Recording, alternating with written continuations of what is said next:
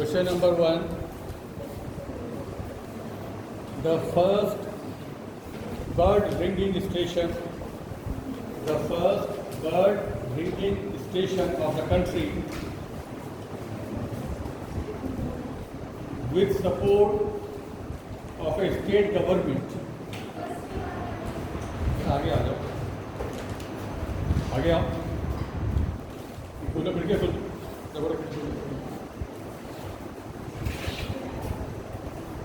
बहुत हो जाएगा.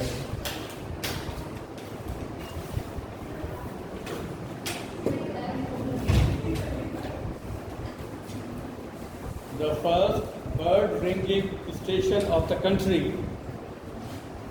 with support of a state government is to be built in which state/union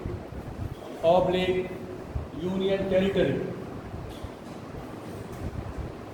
options हैं ए Arunachal Pradesh, B Bihar, सी झारखंड और डी उड़ीसा. बताइए, करेक्ट आंसर बताइए. इन चारों में कौन सा वो स्टेट है जिसे पहला बर्ड रेंजिंग स्टेशन बनने जा रहा है? Bihar is the right answer.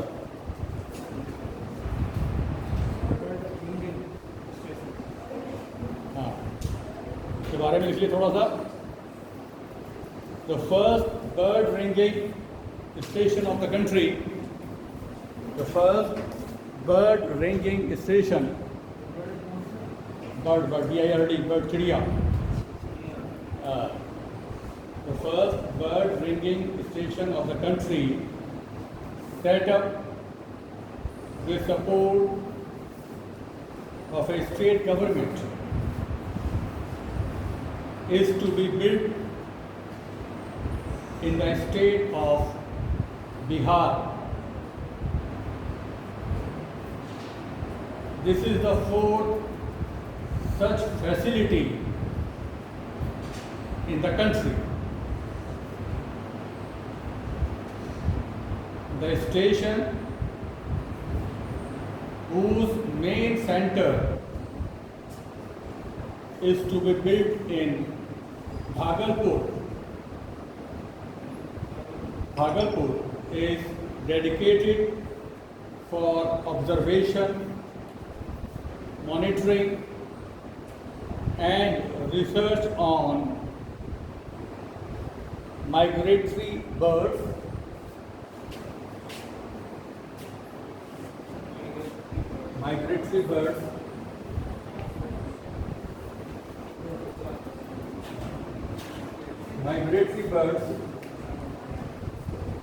rings and chips to track source,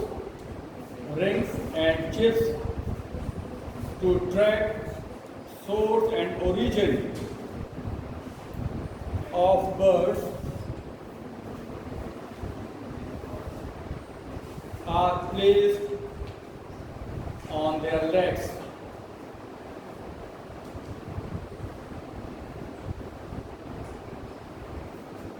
A memorandum of understanding, इसको शॉर्ट फॉर्म में क्या बोलते हैं? MOU, है ना? M बड़ा, O छोटा, U फिर बड़ा. MOU was exchanged between representatives of the Bihar government and the Bombay Natural History Society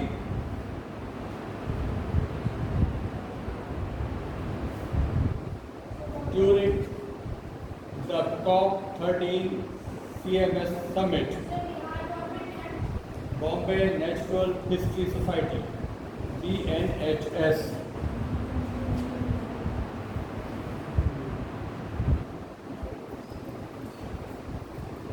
तो ये चौथा स्टेशन ऐसा होगा इंडिया के अंदर जहाँ पर जो माइग्रेटरी बर्ड्स आ रही हैं उन पर रिसर्च के सिलसिले में कि ये बर्ड्स कहाँ से आई हैं, कहाँ से इनका ताल्लुक है, इस पर रिसर्च होगी पूरी बाकायदा, ऑब्जर्वेशन होगा उनका.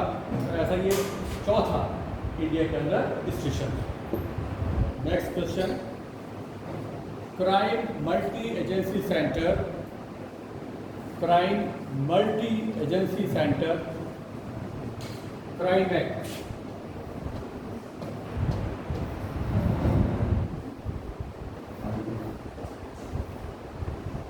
Crime act, which was seen in news, is associated with which organization?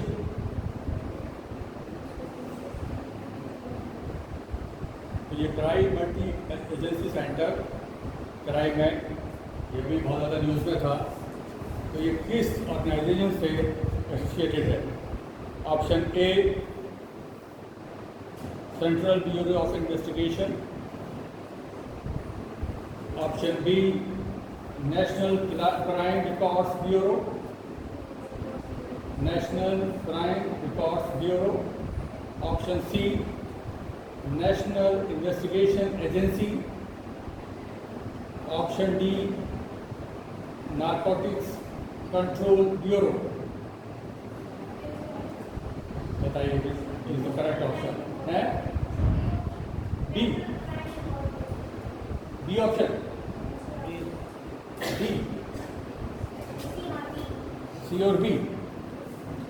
चलिए B is the right option, National Crime Records Bureau. थोड़ा लिखिए इसके बारे में। एनसीआरबी यानी कि National Crime Records Bureau celebrated its 35th inception day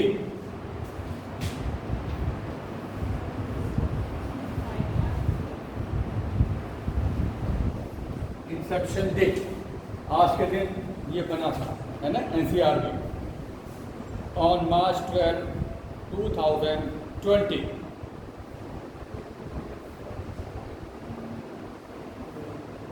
The chief guest of the occasion, Union Minister of State for Home, Shri Nityanand Rai, launched Crime Multi-Agency Center.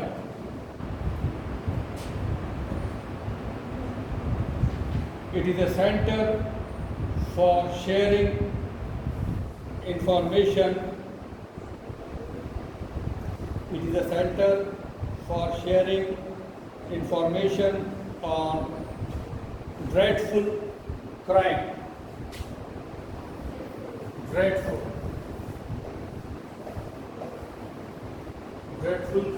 crime and other issues related to interstate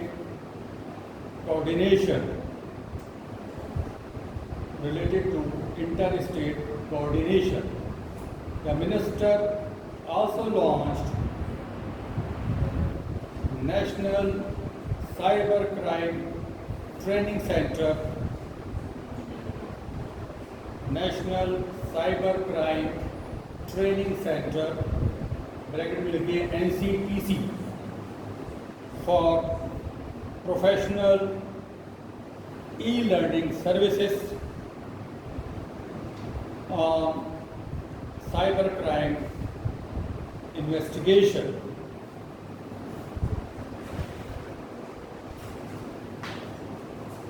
तो इसको launch किया है, इस scheme को अभी chief guest है इसके home minister for home Shri Nityanand राय।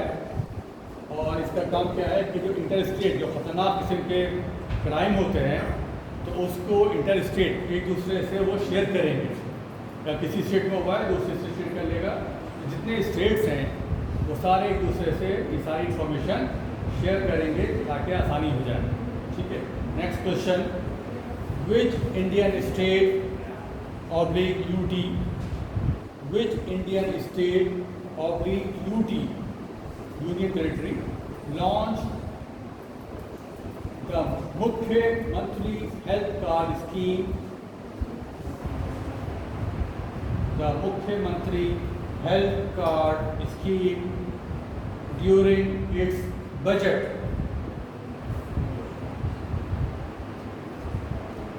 किस स्टेट या यूनियन टेरिटरी ने मुख्यमंत्री हेल्थ कार्ड स्कीम अपने अभी जो उसने बजट पेश किया उसमें रखी थी? तो ऑप्शन ए है New Delhi, option B Assam, option C Arunachal Pradesh, option D Chandigarh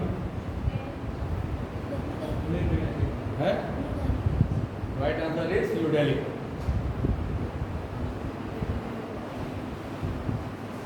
थोड़ा लिखिए इसके बारे में। The Delhi government has recently presented its budget in the assembly.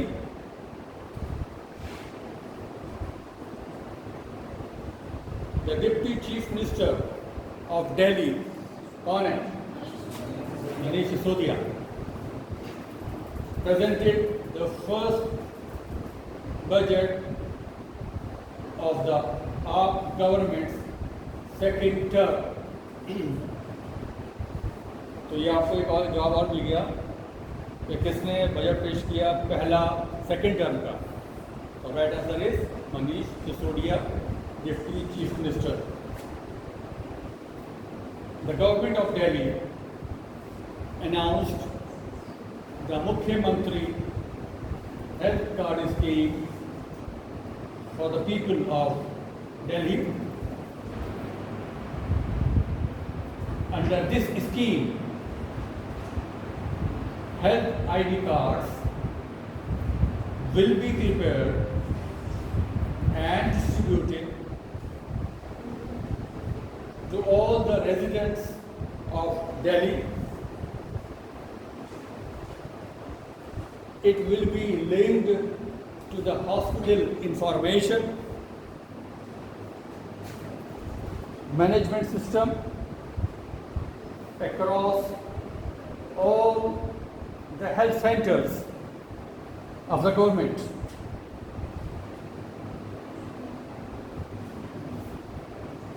तो ये कार्ड बना है जो जितने भी दिल्ली वासी हैं उन सब के लिए बनेगा, और ये पूरे जितने भी दिल्ली के अंदर हॉस्पिटल्स होंगे उनके पास से उससे ये कनेक्ट होगा।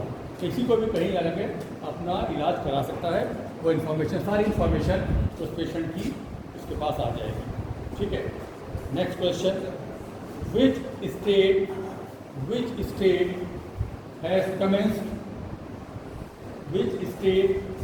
Has commenced training for primary school teachers?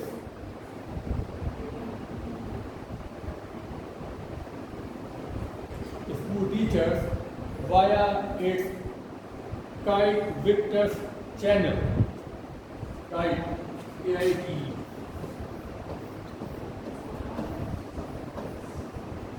Kite Victors channel. Option A, Karnataka. Option B, Kerala.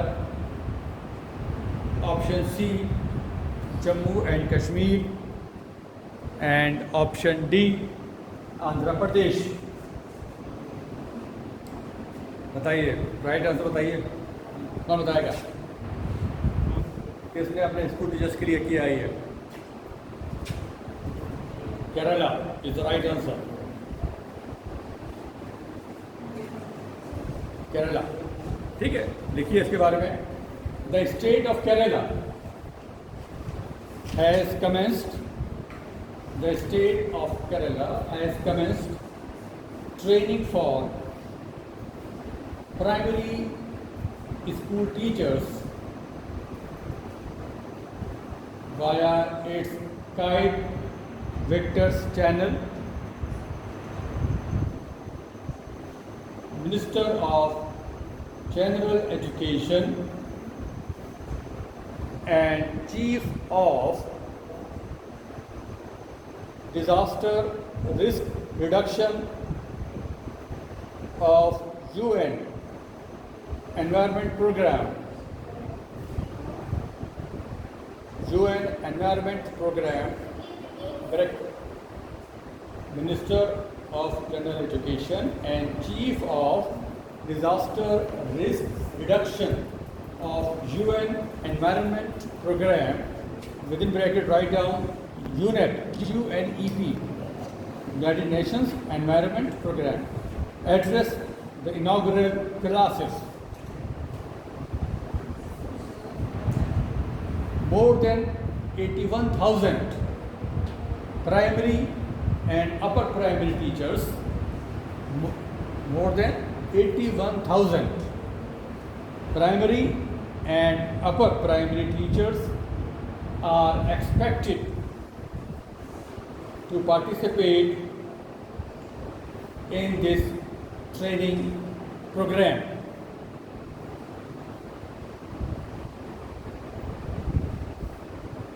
Prior to this, the teachers were given training to use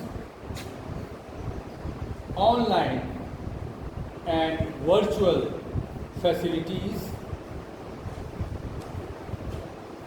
Under this program, classes on social consciousness and social science will be held. Besides, the program will be available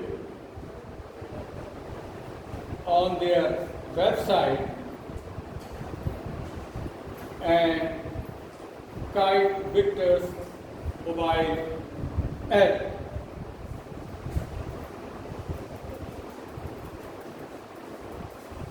ये programme Kerala government ने शुरू किया है, जिसमें उम्मीद की जा रही है कि लगभग 81,000 primary and upper primary teachers जो है वो पार्टिसिपेट करेंगे।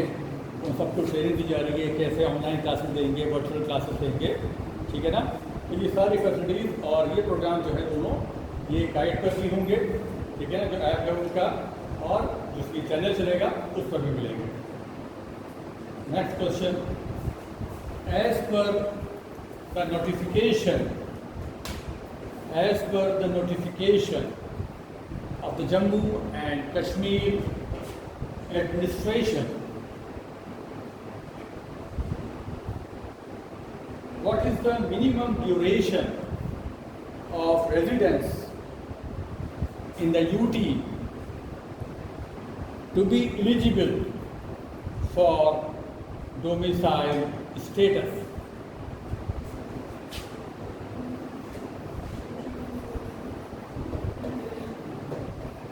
डोमिसाइल स्टेटस, कितने दिन आपको यूटी में रहना होगा, यानी कि जम्मू कश्मीर रहना होगा कि आपको वहाँ का डोमिसाइल स्टेटस मिल जाए।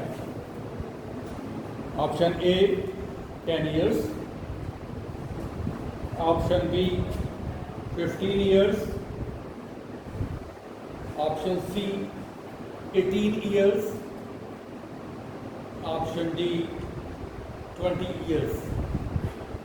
तो कितने साल रहना होगा कि वहाँ के आप डोमिसाइल स्टेटस मिल जाए आपको यूटी का, यानी कि जम्मू एंड कश्मीर का है 15 years।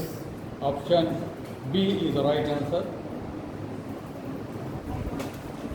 इसलिए इसके बारे में थोड़ा सा, the Jammu and Kashmir government notified Jammu and Kashmir grant of domicile certificate rules 2020. There shall be a timeline of 15 days for 15 years for issuance of 15 days for issuance of the certificate after which the applicant can approach an appellate authority. According to that, all people who have resided in the UT for 15 years or have studied for 7 years and appeared in class 10th or 12th examination there, and their children of government officials who have served in the UT for 10 years are eligible.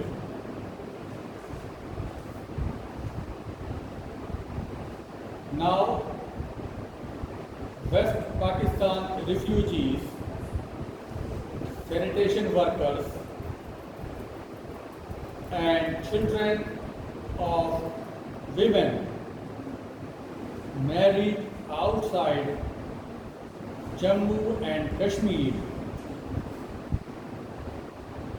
shall also be eligible for domicile certificate. 15 साल जो लोग जम्मू कश्मीर में रह लेंगे या जो 7 साल वहाँ पर पढ़ लेंगे, वहाँ से 10th या 12th पास कर लेंगे, या जो गवर्नमेंट सर्वेंट हैं जिन्होंने 10 साल सर्विस कर ली है, तो उन सबको बच्चे होंगे उनके, उन सबको क्या मिलेगा, ये डोमिसाइल सर्टिफिकेट जो है वो मिल जाएगा। Next question, the Indian government has banned 59 Chinese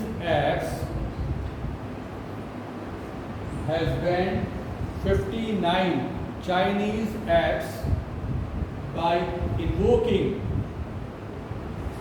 its power under which act? Indian government ने 59 ऐप्स, चाइनीज ऐप्स जो है वो बैन किए हैं, तो वो किस पावर के तहत इन्होंने ये ऐसा किया इंडियन गवर्नमेंट ने? तो option A information technology act, B right to information act, option C the foreign trade with in bracket development and regulation Clause Act, and option D Export Quality Control and Inspection Act। बताइए, right answer बताइए। Right answer is B information technology act. ठीक है, B, option B. देखिए इसके बारे में, the government of India has banned 59 Chinese mobile apps including TikTok, UC browser, among others, by invoking its power under section 69A, under section 59A,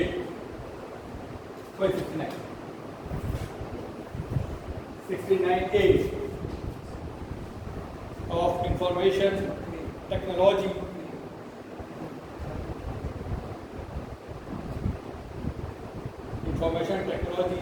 Act, as per the statement from the Information Technology Ministry, the applications are prejudicial to sovereignty and integrity of India, defense of India and public order.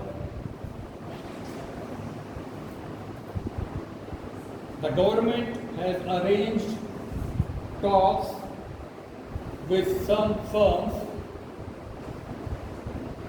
including TikTok, after the ban was imposed.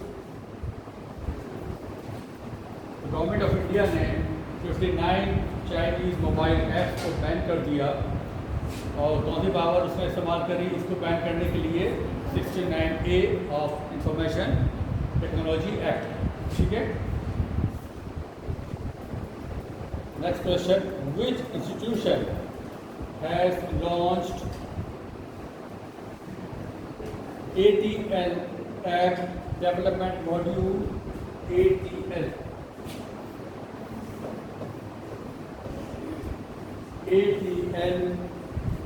App Development Module for school children across the country. This institution ने ये app launch किया है, ATL App Development Module. Option A ministry of HRD, option B NITI Aayog, option C IIT Madras, option D national development council.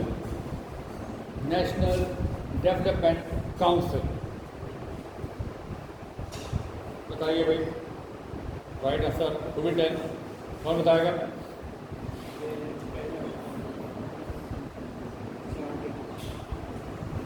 एक इसका जो answer right answer है B, NITI आयोग.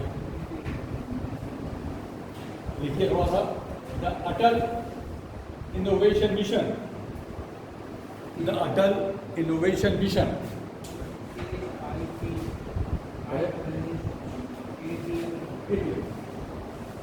हाँ बिल्कुल. The Atal information AIM, bracket में लिखो AIM of the Niti Ayog has launched the ATL App Development Module for school children across the country.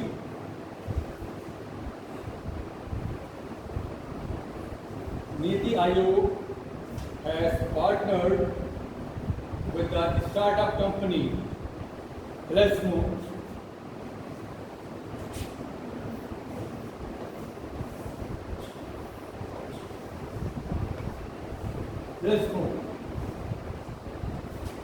to launch the application development modules under the flagship Atal Tinkering Labs initiative of the Atal Innovation Mission.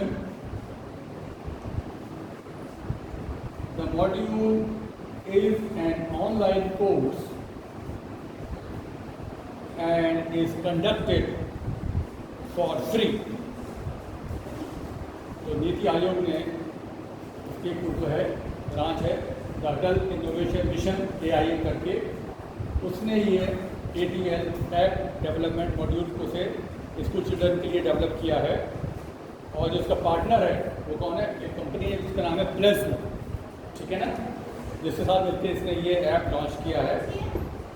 प्लेज़मो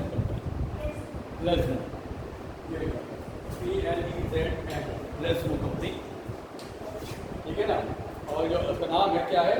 ATL के मतलब क्या है? अटल tinkering labs. और ये innovation mission जो है अटल innovation mission, इसके under में बना है. और ये ऑनलाइन कोर्स है जो कि पूरे भारत में जितने स्कूल्स हैं सब में फ्री में पढ़ाया जाए। Next question, economic corridor projects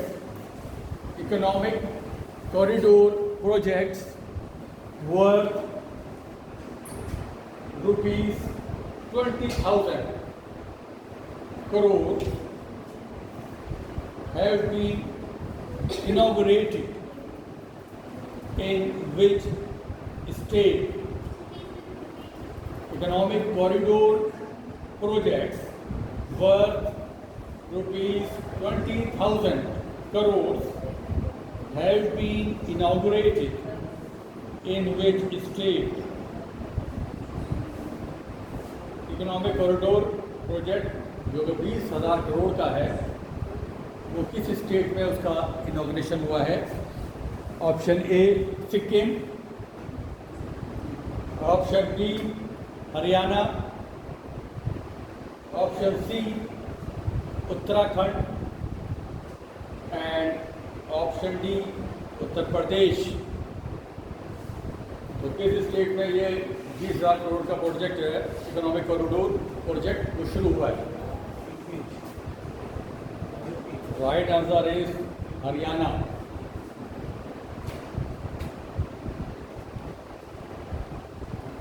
देखिए, union minister Nitin Gadkari has recently inaugurated and laid foundation stones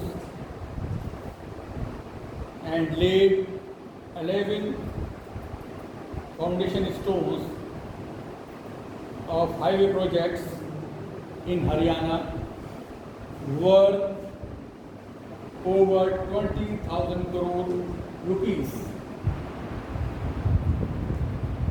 These projects are part of the new economic corridors in the state, which includes the Ambala-Kotputli corridor, among others. The projects will provide better connectivity to neighboring states such as Rajasthan, Delhi, Uttar Pradesh and Punjab. Union minister Nitin Gadkari ने 11 projects यानी कि जो highways होते हैं बनाने के वो हरियाणा में शुरू किए हैं, जो कि जिनकी लागत आएगी कम से कम 20,000 crore.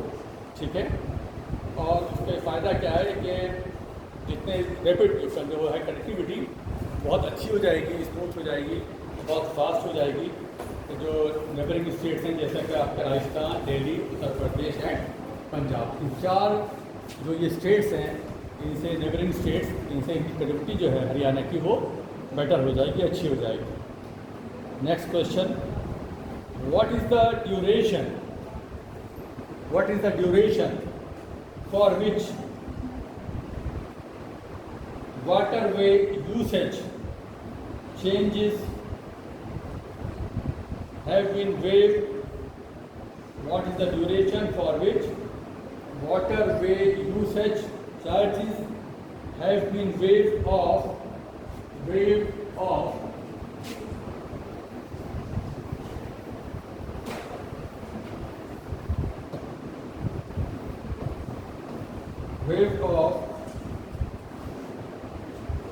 By the shipping ministry.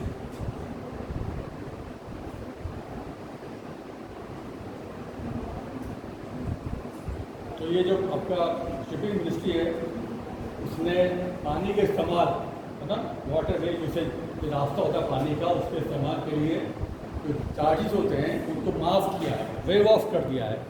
तो वो कितने साल के लिए है? Option A 3 years, option B 5 years,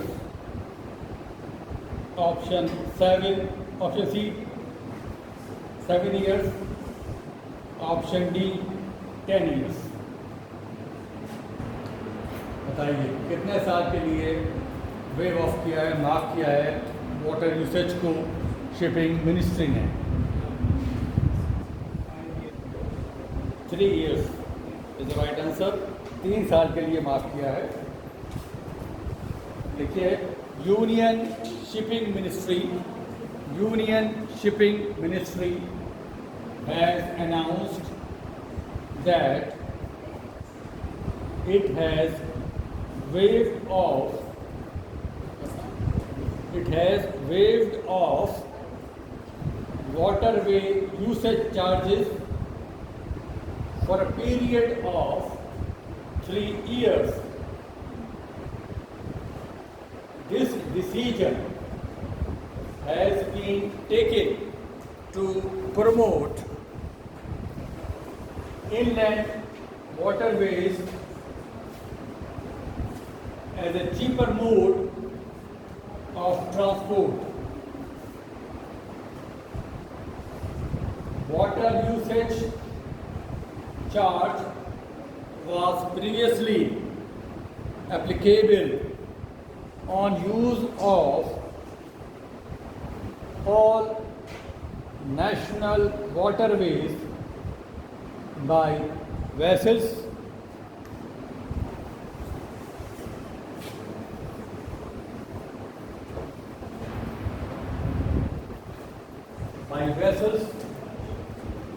This waiver is estimated to increase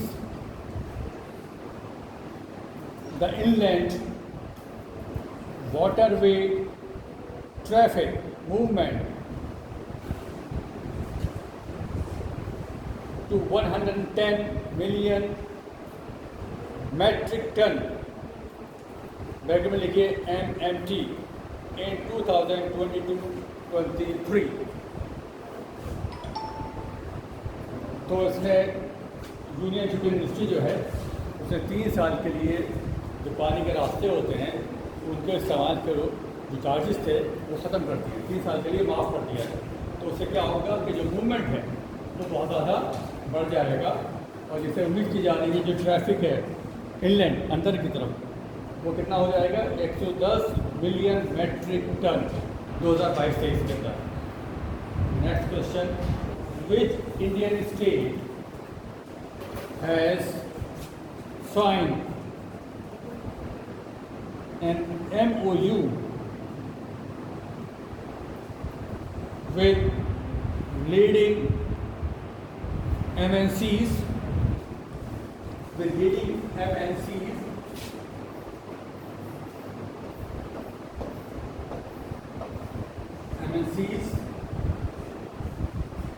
such as ITC, PNG,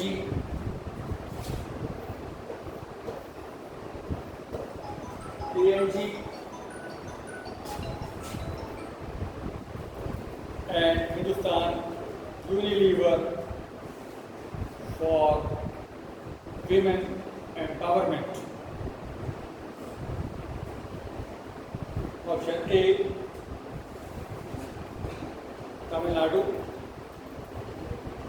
Option B, Andhra Pradesh. Option C, Karnataka. Option D, Kerala. तो किस इंडियन स्टेट ने एक MOU साइन किया है मल्टीनेशनल कंपनीज के साथ, जैसे कि ITC है, प्रॉक्टर एंड गैम्बल है एंड हिंदुस्तान यूनिलीवर है। स्टेट हैं 4, तमिलनाडु, आंध्र प्रदेश, कर्नाटक एंड केरला। तो बताइए which is the right answer. किस स्टेट ने ये MOU साइन किया है इन कंपनीज के साथ वीमेन एम्पावरमेंट के लिए? Andhra Pradesh. The state government of Andhra Pradesh signed an MOU with leading multinational companies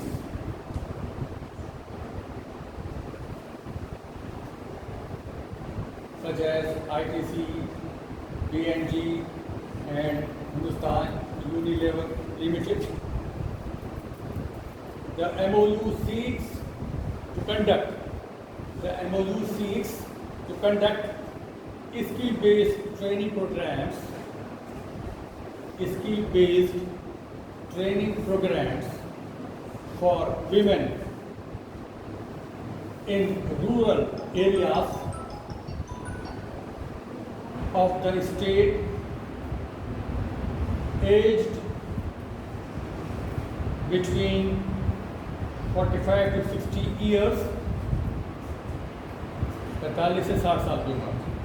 The state would also launch a scheme called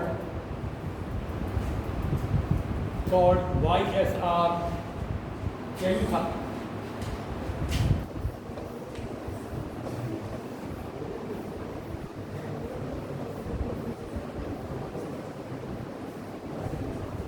YSR to provide financial assistance to women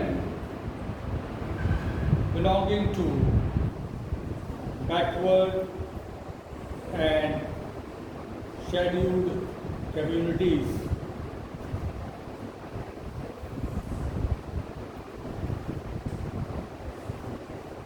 तो ये government of Andhra प्रदेश ने programme launch किया है, ये जो multinational companies के साथ मिलकर, ताकि जो औरतें हैं और ख़ासतौर से वो औरतें जिनकी उम्र 45 से 60 के बीच में है, ताकि उनको ट्रेनिंग दी जा सके कि वो कुछ स्किल इंटरनल डेवलपमेंट स्किल का और वो कुछ कुछ सीख कर अपना पेट पाल सकें, ठीक है ना. और एक स्कीम भी यहाँ लागू की है YSR शेड्यूल करके, जिससे कि उनको क्या करेंगे, ये फाइनेंशियल असिस्टेंस देंगे, यानी कि कुछ पैसा उनको देंगे. स्किल सिखाने के साथ देंगे या फिर बाद में? ना वो अलग औरतों को, वो जो दूसरी कम्युनिटीज़ है ना, जो बैकवर्ड है, शेड्यूल्ड कम्युनिटीज़ हैं, शेड्यूल कास्ट वाली, उनको पैसा देंगे, और जो उससे ऊपर कम्युनिटीज़ हैं उनको सिखाएंगे ट्रेनिंग के. Next question, which state is set to hold a special assembly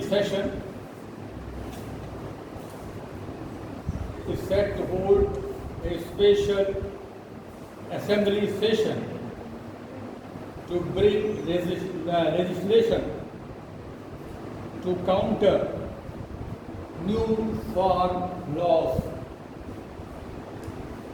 कौन सा स्टेट है जो होल्ड करने जा रहा है एक स्पेशल असेंबली सेशन, ताकि लेजिस्लेशन ला सके, एक लॉ बना सके इसके ऊपर, फार्म्स के ऊपर, लॉस के ऊपर, किसान जो कभी हंगामा हुआ उसके ऊपर कैसे होगा ये. तो लिखिए कि होगा option A Kerala, option B Tamil Nadu, option C Punjab, option D Chhattisgarh. Right answer is Punjab. The Punjab government has decided to convene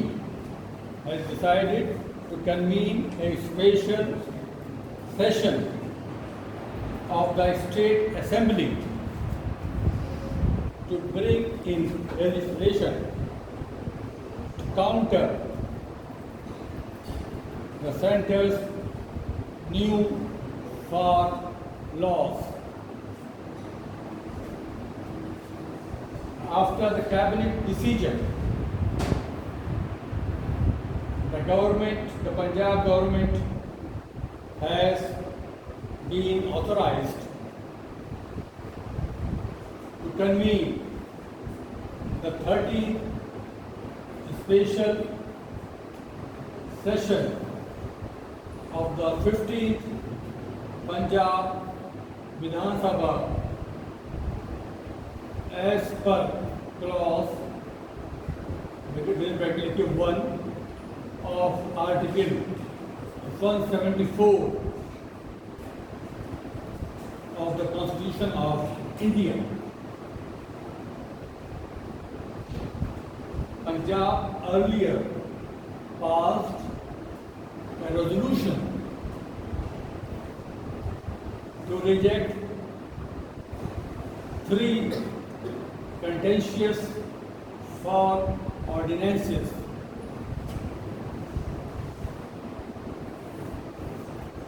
Punjab government ने डिसाइड किया है कि वो एक स्पेशल है ना सेशन जो है वो पास कराएगी। इसके अंदर एक लॉ जो काउंटर करेगी जो सेंटर के लॉज हैं उनको, फार्म लॉज जो हैं जो गवर्नमेंट ने किए हैं उसमें 3 लॉज स्पेशली उनको लगते हैं कि ये चेंज होना चाहिए।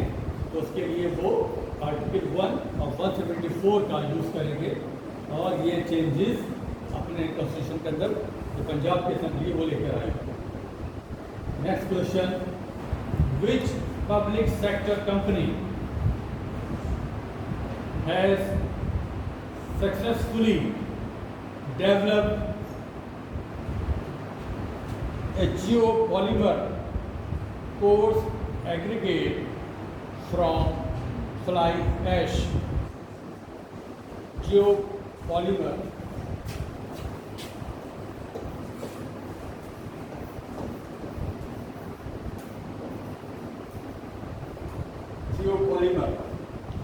coarse aggregate from fly ash.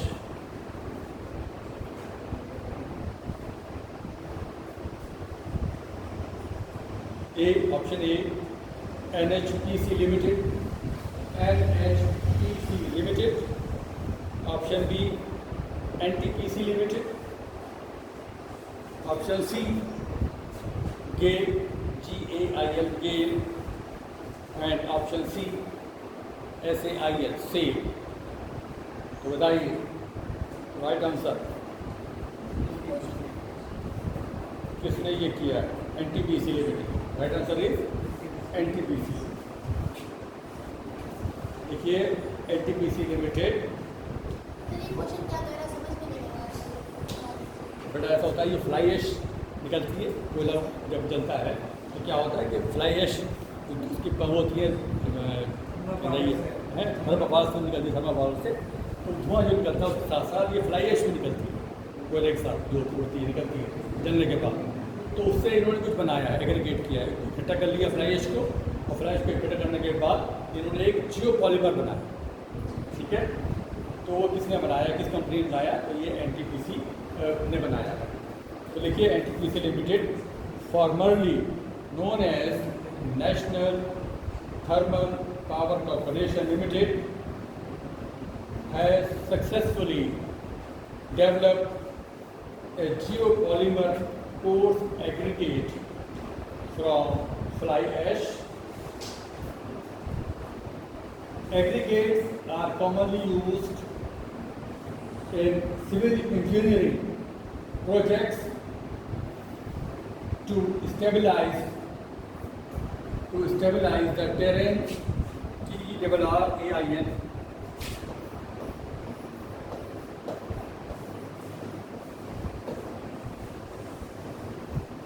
The developed aggregate is environment friendly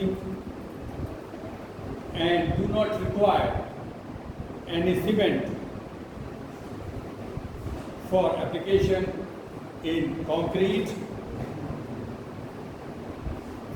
It also reduces carbon emission and water consumption.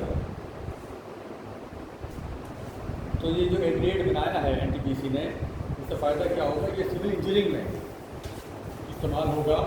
ठीक है ना, रास्ते जो हैं उनको सही हो जाएंगे रास्ते। और उसके अलावा फ़ायदा क्या है कि इसके पानी का जो कंजम्पशन है या जो कार्बन एमिशन है वो भी कम हो जाएगा इसके बनने से, और इसमें सीमेंट का यूज़ नहीं होगा। Next question, who is the head of defence acquisition council? Who is the head of Defense Acquisition Council?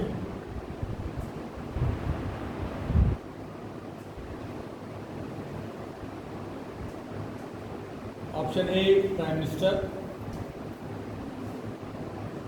Option B national security adviser, option C defence secretary,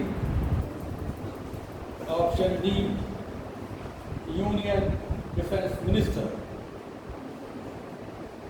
कौन है हेड डिफेंस एक्विजिशन काउंसिल का? तो सम्मान खाली से आता है military के अंदर, गवर्नमेंट के अंदर, डिफेंस के अंदर, उसका हेड कौन होता है? ठीक है ना, यूनियन डिफेंस मिनिस्टर। लिखिए the defence acquisition council, bracket में लिखिए DAC, the defence acquisition council bracket में DAC, headed by the union defence minister Rajnath Singh, has cleared a set of proposals for military equipment procurement amounting rupees 27,000 crore. Procurement.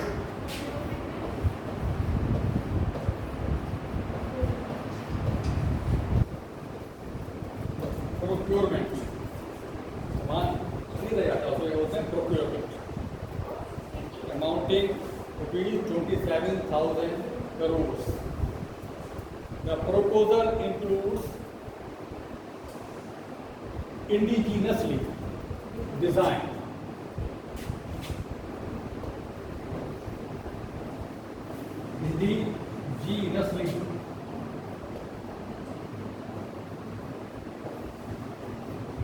indigenously designed airborne early warning aircraft, airborne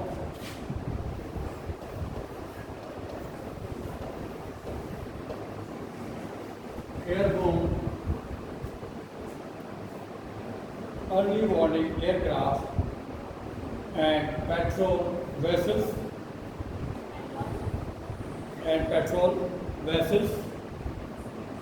Most of these procurements are to be made from the domestic industry. जो defence acquisition council है, यानी कि DAC डाक, जो कि head करता है कौन? Defence minister. उसने क्लियर किए बहुत सारे प्रपोजल्स थे काउंसिल के पास, जिसके अमाउंट था लगभग 27,000 करोड़। तो वो अभी जो ये बैठे हेड के इन्होंने राजनाथ सिंह ने, तो वो सारे प्रपोजल जो थे वो क्लियर हो गए। और उसमें जो मेन प्रपोजल था वो ये था कि जो एयरबोर्न वार्निंग सिस्टम होते हैं, एयरक्राफ्ट होते हैं, तो पहले इसी पर आते थे, है ना, वार्निंग एयरक्राफ्ट होते आते हैं कि हमला होने वाला है, अटैक होने वाला है।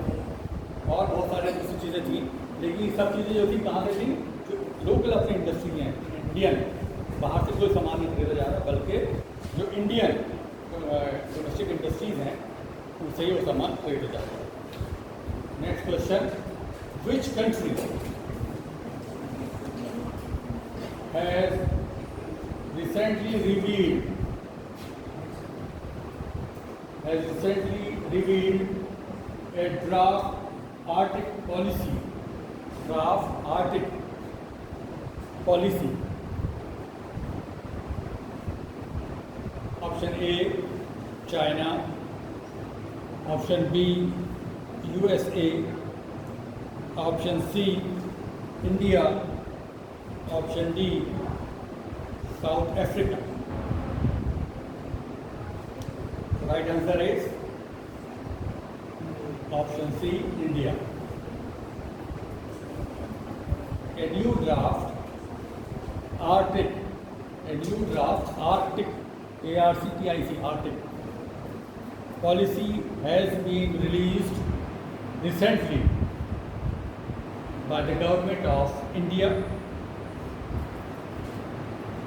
The draft policy would be available for public opinion till January 26, 2021. It has been prepared after deliberations with several ministries,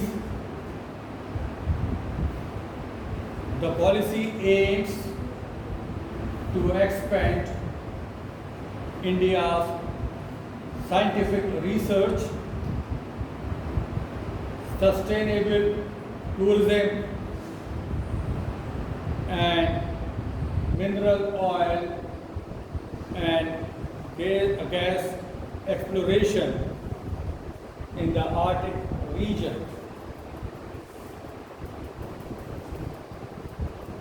तो एक नया ड्राफ्ट पॉलिसी जो है वो गवर्नमेंट ऑफ इंडिया ने रिलीज़ की है, इसका नाम है आर्टिक। और जो जनवरी 26, 2021 को तक होना था, उसमें जितनी मिनिस्ट्री थी उन सबसे उन्होंने कहा था कि आप अपने अपने सजेशन भेजिए। और इसकी जो मेन एम है वो ये है कि कैसे हम अपनी रिसर्च वर्क को, साइंटिफिक रिसर्च वर्क जो है उसको बढ़ाएं, आगे करें। ठीक है ना। Next question, which country has recently signed pact with India for purchase of BrahMos missile? किस कंट्री ने अभी रिसेंटली एक पैक्ट साइन किया है ब्रह्मोस मिसाइल खरीदने के लिए इंडिया के साथ? Option A US, option B Philippines, option C Iran, option D Iraq, option B is right answer Philippines. देखिए ब्रह्मोस क्या है? ब्रह्मोस मिसाइल है। कैसा मिसाइल है? मीडियम रेंज है ना, is a medium range supersonic cruise missile, is a medium range supersonic cruise missile designed, developed and produced by BrahMos Aerospace, BrahMos Aerospace, a joint venture company set up by India's DRDO and Russia's Machino-Stolnia and Russia's Machino-Stolnia। इसको भाई थोड़ा spelling इसकी निकल है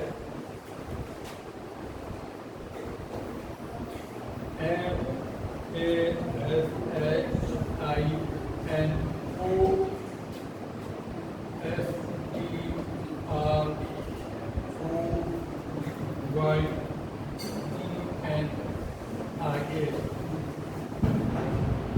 Australia. It can be launched from submarines, ships, planes or land-based platforms. Philippines signed pact with India recently for possible purchase of the missile.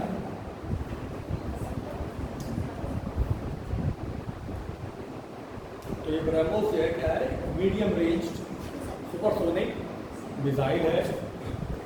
और ब्रह्मोस जो इसका नाम है, दो कंपनीज हैं, एक इंडियन है DRDO और दूसरी रशिया कंपनी है, इसको मिलके ये ब्रह्मोस नाम रखा गया है। और ये कहीं से भी आप इसको लॉन्च कर सकते हैं, ठीक है, जैसे कि सबमरीन्स, शिप्स, प्लेन्स और लैंड बेस्ड प्लेटफॉर्म्स, जब हर जगह से ये इसको हम भेज सकते हैं। चलिए नेक्स्ट लिखिए, what is the single railway helpline number?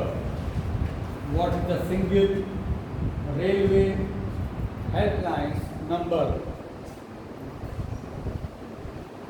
which has been integrated for all types of queries. ऐसा कौन सा नंबर डेवलप किया गया है जितनी भी हेल्पलाइन है वो सब उसके अंदर है ना? रेलवे से option A 119, option B 139, option C 141, option D 150। बताओ है 139, ठीक है। The Indian Railways has integrated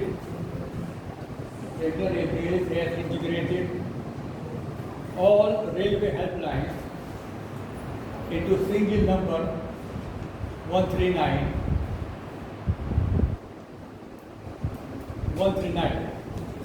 within brackets लिखिए, also called as the Rail Mother Helpline. Rail Mother Helpline. The number would be used for quick grievance redressal, and inquiry during the journey, including all types of complaints and queries during travel. Another important helpline number 182 would also be discontinued from April 2021 and will be merged into 139. तो railway ने जितने भी उसके helpline numbers थे उन सबको एक जगह कर दिया है और उस नंबर को उन्होंने क्या नंबर दिया 139। अब दूसरा कोई नंबर हेल्पलाइन नंबर रेलवे के पास नहीं है सवाए 139। कोई भी आपको इंक्वायरी चाहिए ड्यूरिंग जर्नी और बिफोर द जर्नी और आफ्टर जर्नी तो सब आप किससे लेंगे 139 से लेंगे, ठीक है ना। और अब जो 182 ये अप्रैल 2021 से वो भी था, वो भी अब खत्म हो, ये भी मर्ज हो गया 139 का 182 ये चला कब तक अप्रैल तक। अप्रैल के बाद ये भी खत्म हो गया, अब सिर्फ एक ही नंबर चल रहा है एंड दैट इज 139, ठीक है। चलिए आज के लिए इतने काफ़ी है, ताकि नेक्स्ट लेंगे आपके सर आ गए हैं।